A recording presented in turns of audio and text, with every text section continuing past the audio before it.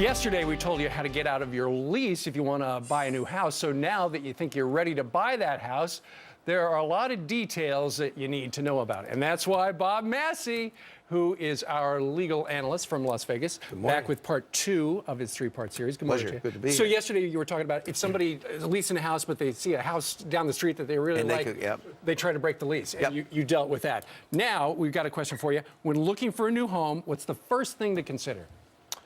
Are you really ready to buy? Because the problem is, Steve, there's this emotional thing of wanting to own again. It's human nature. It's natural. They got their brains beat in with the modifications and the short sales and insulted, but all of a sudden they're saying, man, I really want to get this home again.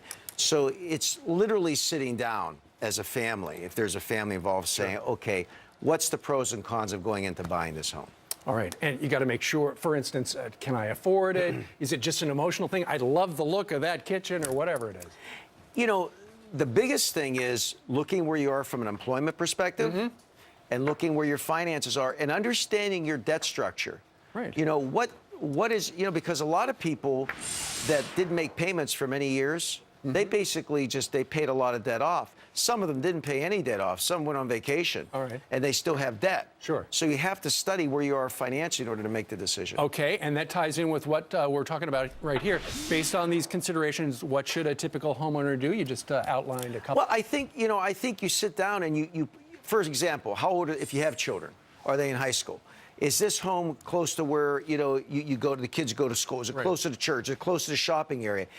I think homeowners no longer have an excuse. They cannot blame. They've learned short sales and modifications have been around for 30 years. It just so happens not everybody understands what it is as a homeowner. So they can't look anymore to blame the lender and blame the mortgage broker and blame the realtor.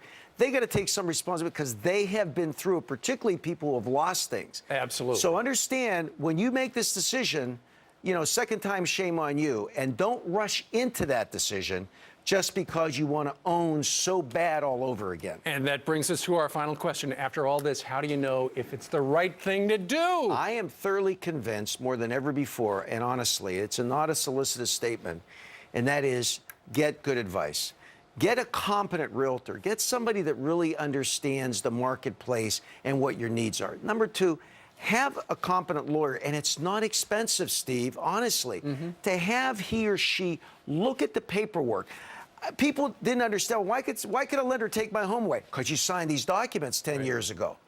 Understand what the consequences of signing a promissory note. Understand what it means when you sign a deed of trust.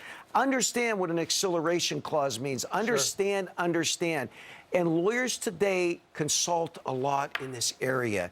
And it's very good for us to do that because it's inexpensive and it helps people. Sure. And that's what it's all about. You got to separate the emotional from the practical. You coming back tomorrow? Tomorrow, then I head on out. I'm going back to Pittsburgh on Friday, where I grew up, and taking my 7-year-old grandson. So I'm loving every minute of it. That's great. If you've got questions for Bob Massey about real estate and whatnot, email him, and the address is right there. All right, Bob, thank you very much. Pleasure, sir. Great to have you in town.